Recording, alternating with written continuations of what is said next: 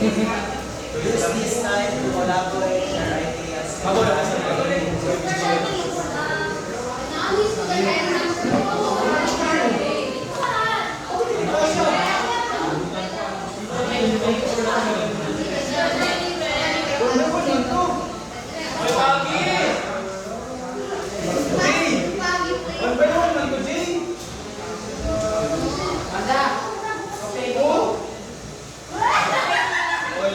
Like ma-cover the board.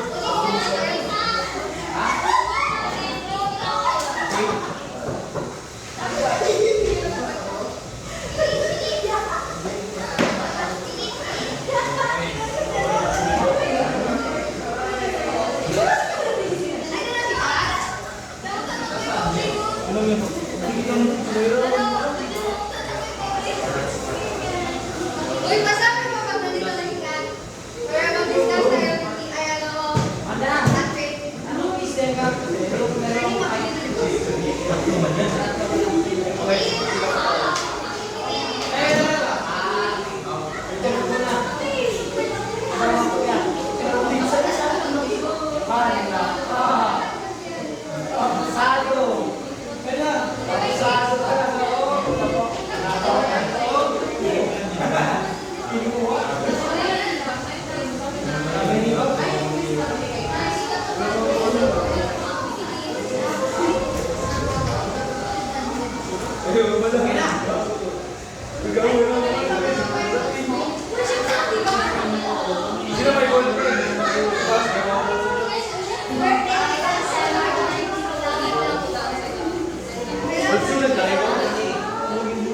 Student.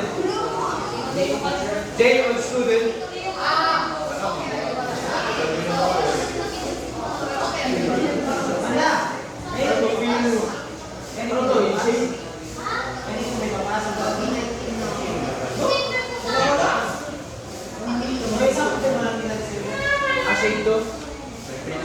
Uy, answeran nyo na ba? Para hindi na mahirap.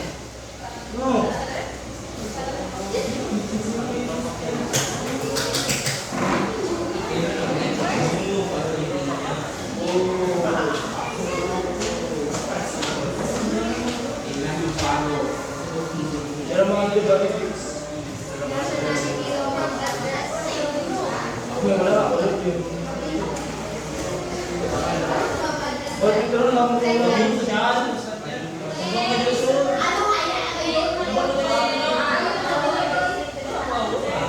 hey!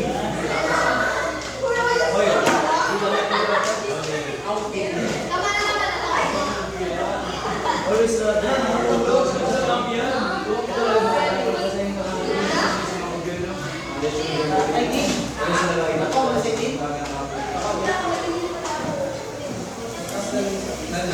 with whom would you rather share your problem?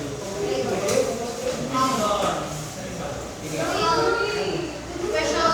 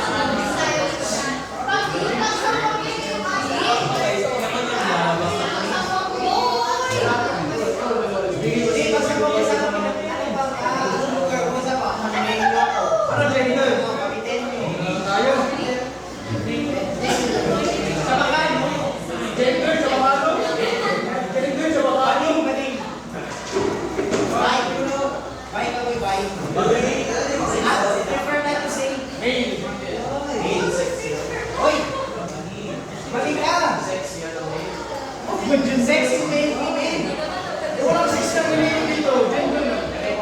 Mali kasi ka. Mali kasi ka. Kasi may mga iba-iba kang species.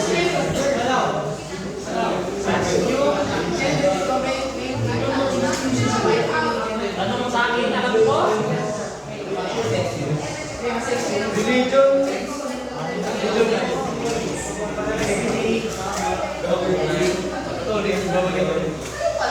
Karalaking tao. Karalaking tao, that means that's safe. Personality.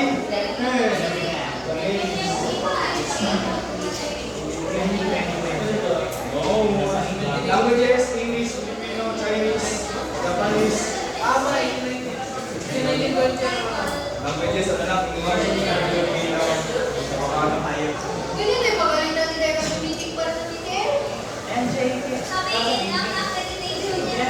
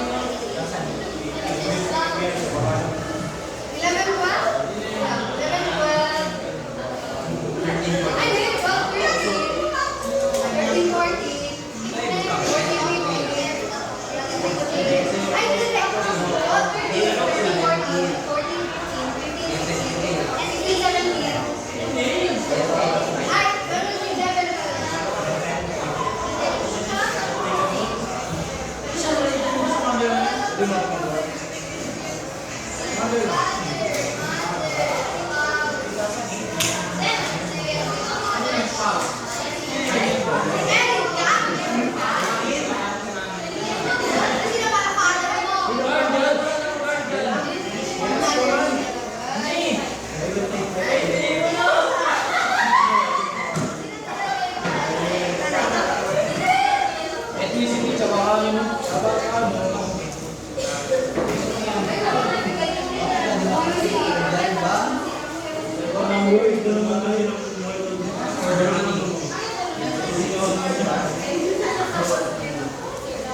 special needs.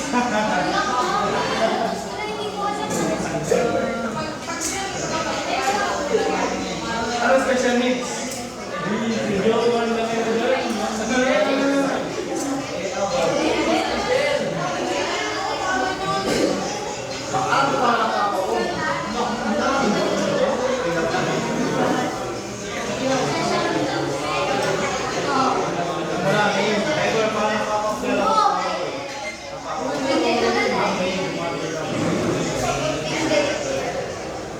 Jadi sila bago pero hindi pa po.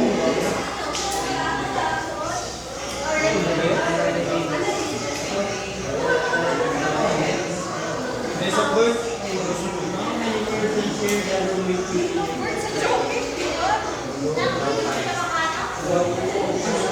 Holo yung sulo yung province. Yung holo, sige ba sa municipal?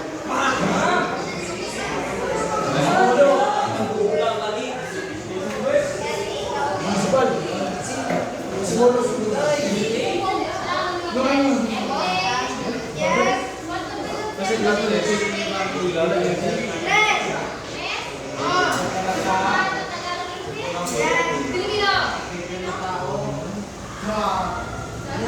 Okay lang mag-NAG nyo. Yung kilala tatay ko eh. Para na siya. Personality and good.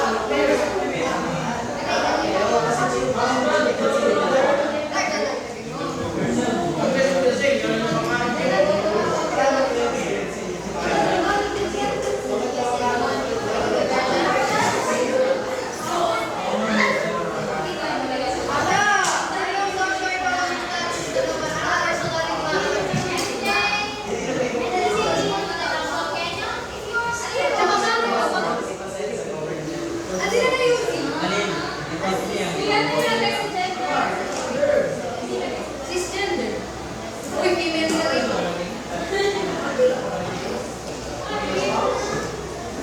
nagagawa na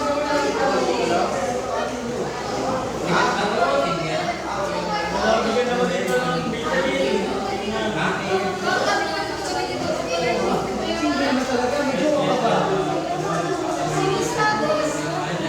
Kasama ka ba? Tatalungan. Di ba kayo minsan?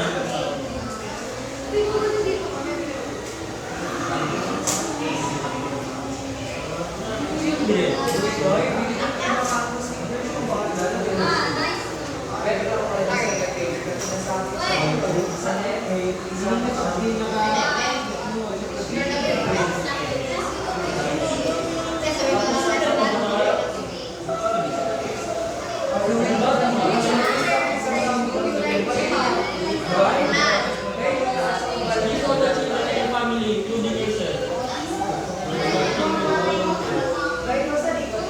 Anak din ang ate ko.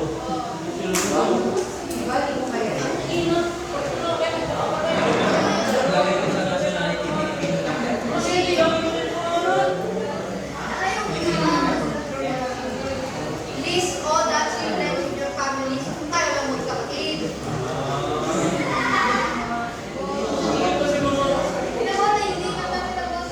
Wala pa kami dyan.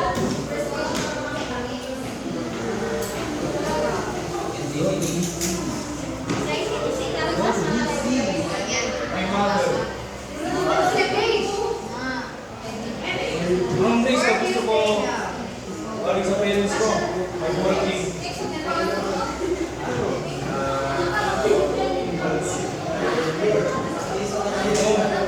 Ganyan, thanks. Thanks sa dito. Pag-iingat ka wala, baby.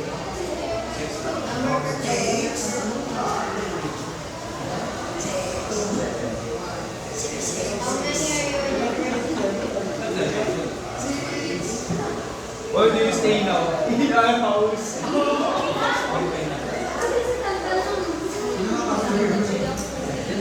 So, living ko pala sa school.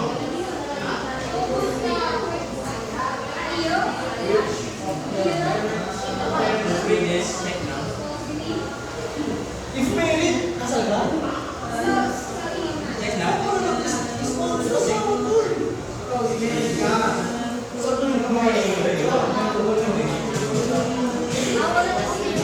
Kaya mo, pag home, hindi mo, wala lang dagdag mo. Ang mga po isang living at home. Members of family. How many are you?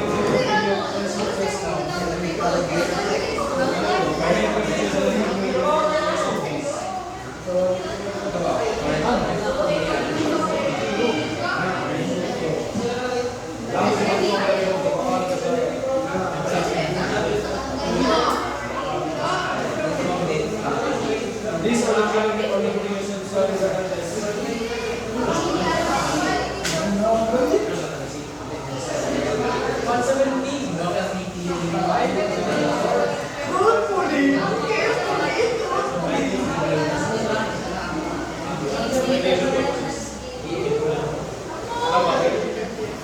one of all one.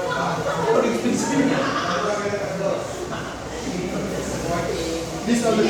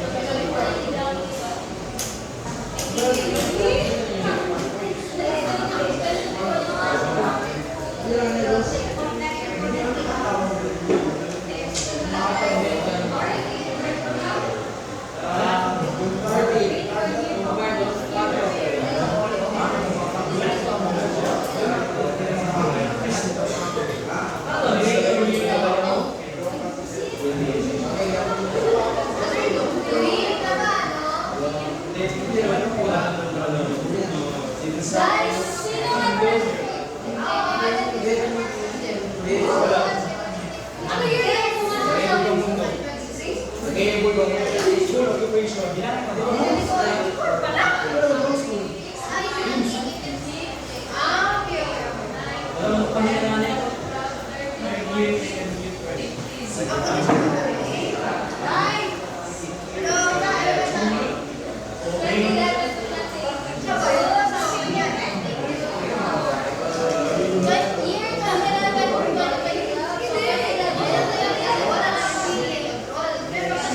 Ano lang dito sa dami?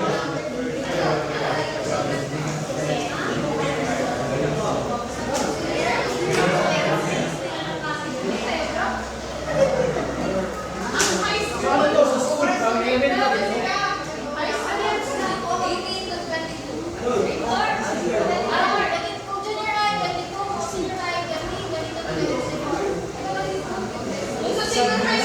Alam ko na. Dati talaga ko dito na sa mag-break.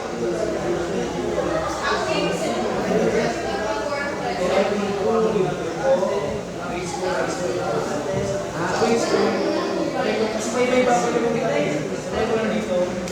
Gumagawin ako.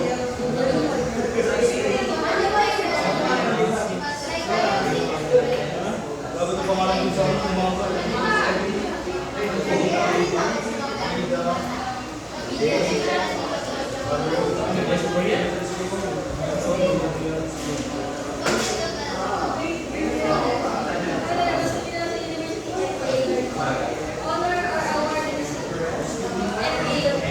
Dito maganda. Tama daw eh. Tama yung bilis.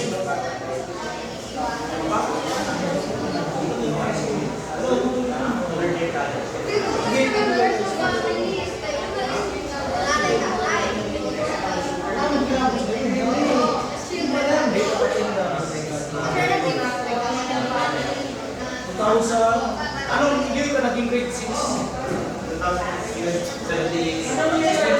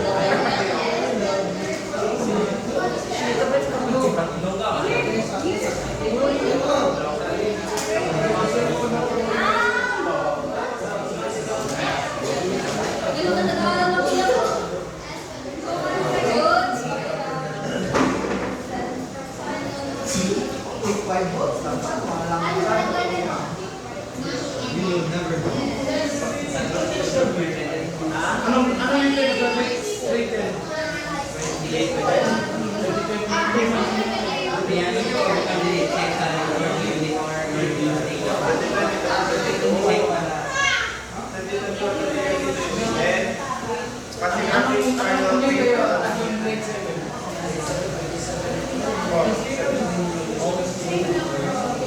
So 2022. Nandito tayo kami na rin. Kay senior high, 2024. Grade 7.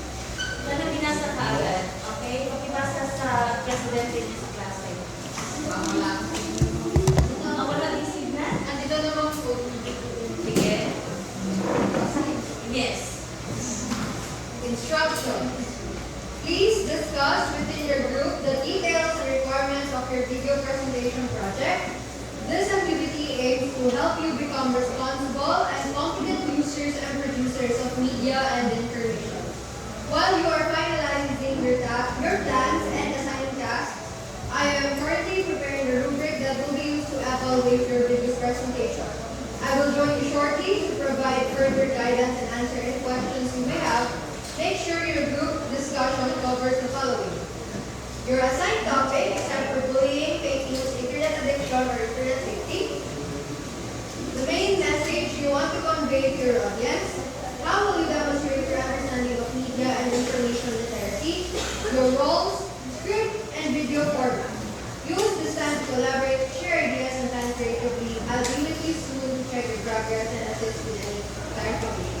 Okay. So, last time or last meeting, I think the previous meeting, you have already your groups, only of 4 groups, right? Yes, sir. Okay. So the first group, automatically you have the, what do you want? You need to pick the topic or automatic na yung ma-assign sa inyo? Stick na lang. Pick na. Sige, pick. Yung number 1 doon, what's number 1 there? Cyber. Bullying. Number 2?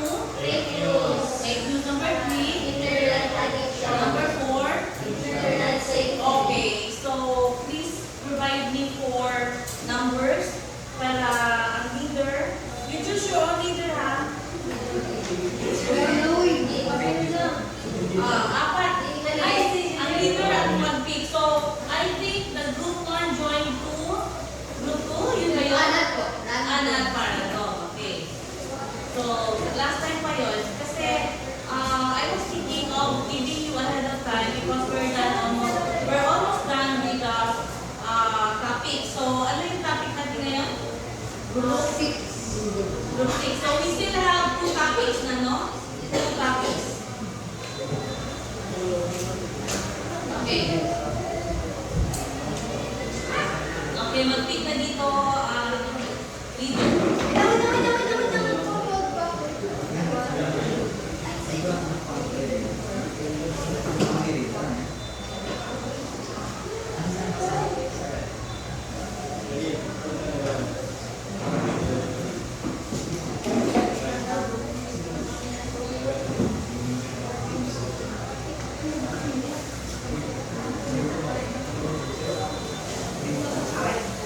Okay. Group 1. Next. Sino group 1? Okay, dito na. Group 1. Group 1, sila Jervis. Yes. Ito na Sarah. Group 2, ako pala.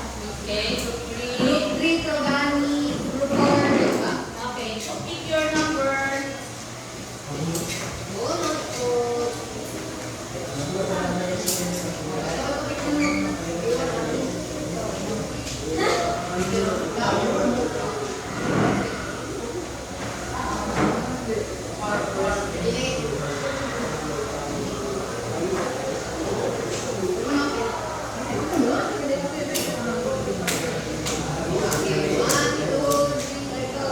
Okay, so number 1 is cyberbullying. Number 2 is fake news. Number 3 is Ano yung number 3? Internet addiction. 4. number 4. Ha? Internet safety. Okay, so go to your proper places. I will explain further on that topic. So we have 4 topics. And the instruction there, or the instruction, you need always to follow the instruction. Okay.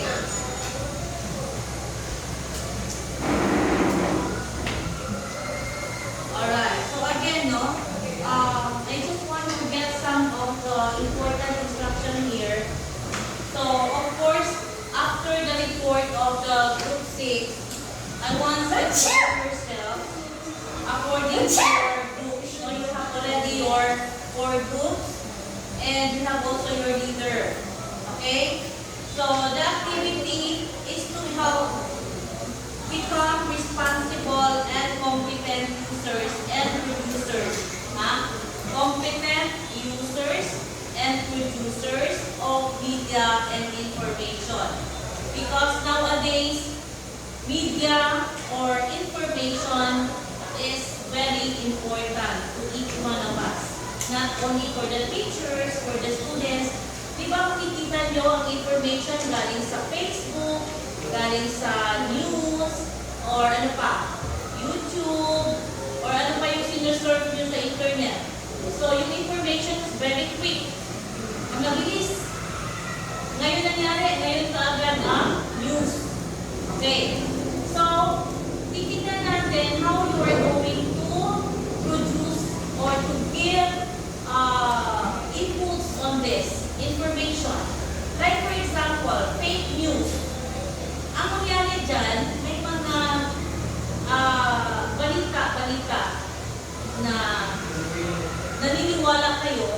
And then here comes, fake news pala siya.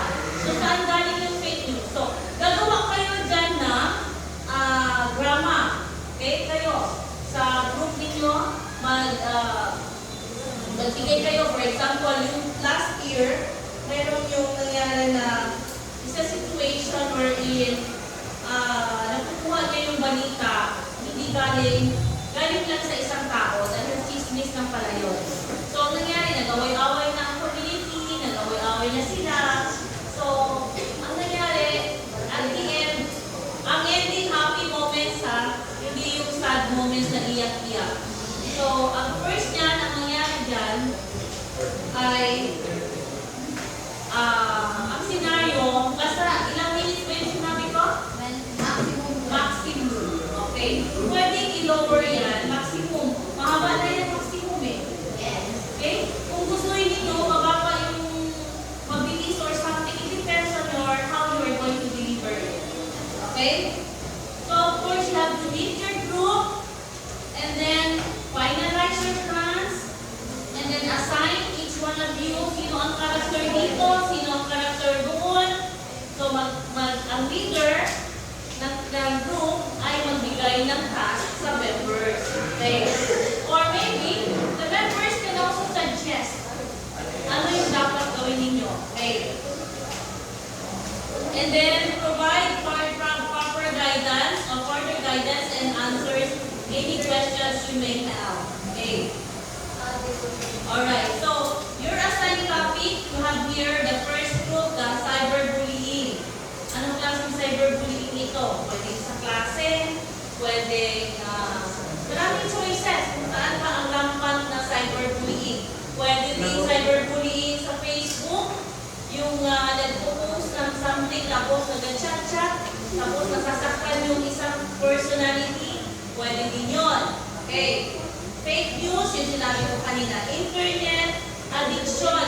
Mayroong parents, example na to ha, hindi ito dapat yung gawin. Everybody sit down properly. Nagdi-discuss ako dito, I want you to listen para you can get some ideas. Itong binigbigay ko is only ideas. Not really that ito ang gagawin ninyo. Bahala na kayo kung anong gagawin ninyo. Basta I'm just giving you some examples on how to do. For example, internet addiction. Ano yung mga example nito? Oh, may games. Tapos may parents, nagalit siya sa akin kasi late na natulog. Or maybe siguro gambling or something. So, gagawin niyo itong parang drama, scenario. Okay. Gagawin niyo para may sketch kayo. Meron kayo, anong gagawin niyo dito? Oh, may parents, may daddy, mommy, and then may anak, tapos nag-away, dahil, nagalit na. Okay.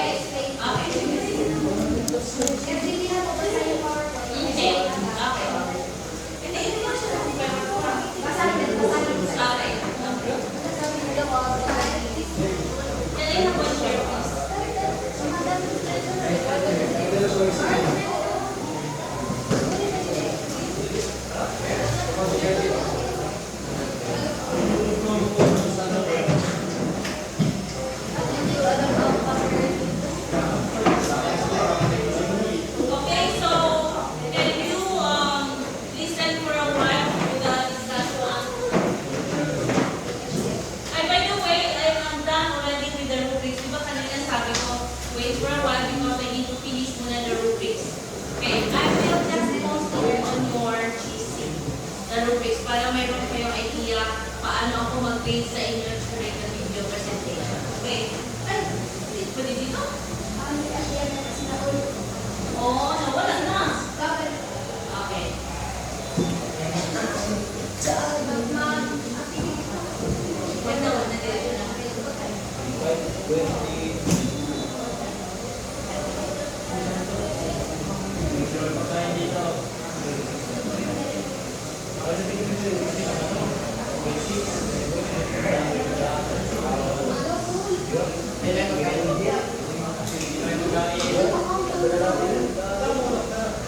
Ganda,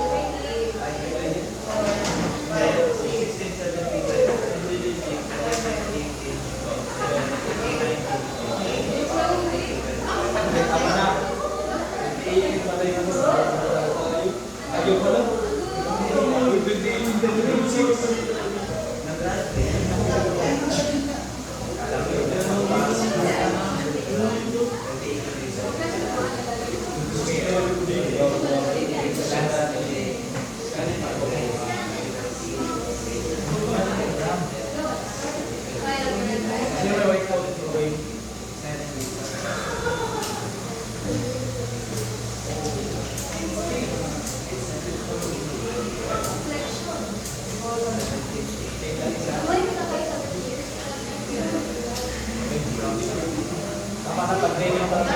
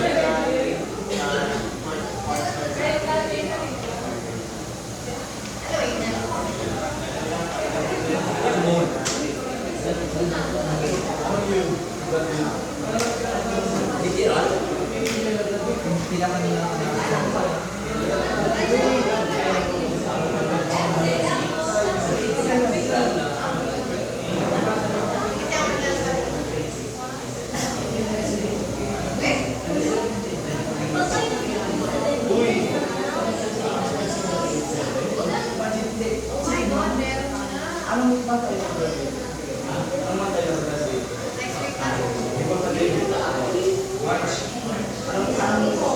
na.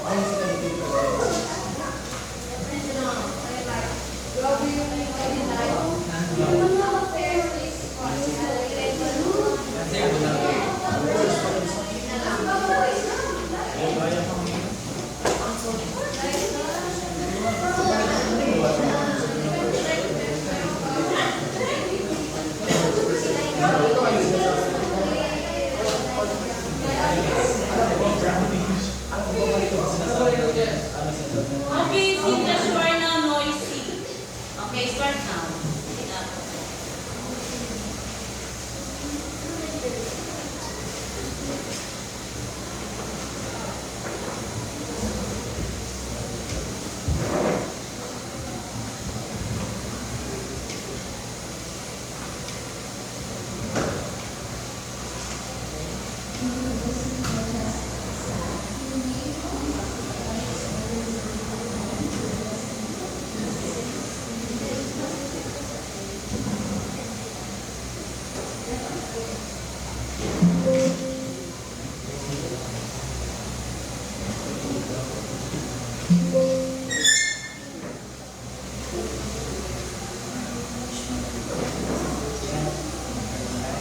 Okay, so good afternoon po.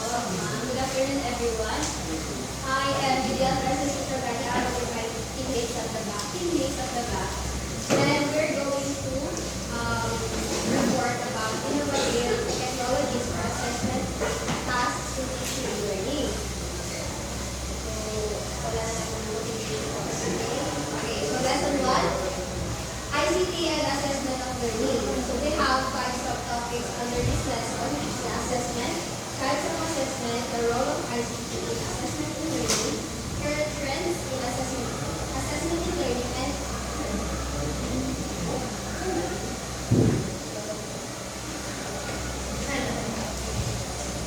current trends in assessment in learning and education technology. So, introduction of assessment. Assessment, learning, and teaching are closely connected and interwoven because each provides information that can determine effective instruction. In the process of conceptualizing a plan on how to teach, as the learning outcomes are put in place, the next step to consider is how these are to be evaluated.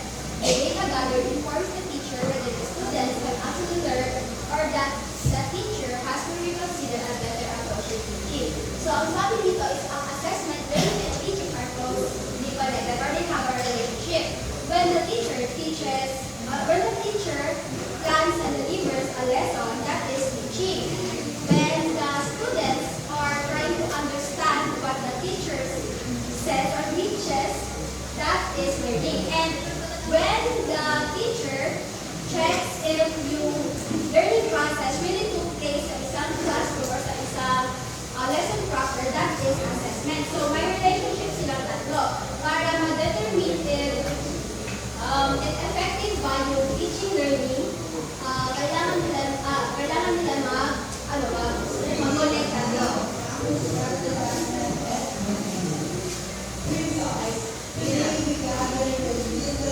Although the conventional ways of assessment still work, the role that ICT plays in the present teaching and learning context has definitely changed the course of learning that a teacher can pursue. The use of technology plays a vital role in assisting teachers how to assess students' learning through digital devices or online applications in constructing, delivering, and reporting witness performance. Although daw yung traditional method of assessment, yung pen and paper test and yung mga essay, ano pa rin siya, valid pa rin siya na gamitin ngayon. Pero with the ICT, like the computers and yung internet ngayon, nag-expand siya yung strategies and methods na present na ngayon para makatulong sa teachers for the assessment and the teaching niya. Ngayon, assessment is very important. Yes, assessment is very important in student learning. So, student learning and yung pag-way ng pag-deliver ng mga teachers. Kasi yung assessment, makakatulong siya para malaman if effective ba yung way of teaching ng teachers and if kailangan din ba, like, mag-use ng different approach if ever mga hindi talaga nalis ng mga bata yung lesson. And nakakatulong din yung assessment para sa mga bata kasi natatrack if naintindihan ba nila yung lesson, if kailangan ba ng improvements, or kailangan talaga i-finish na kanila yung lesson. Now, assessment is the process of identifying, gathering, and interpreting information. Information about students' learning. To understand better the numerous related groups of assessment, especially for validation motive, discussion skills. So, basically, like, isang fakto lang, yung assessment is checking if naintindihan ba ng mga bata yung lesson. If may learning process ba talaga na nangyari sa isang classroom. So, yun ang iabang yung assessment. So,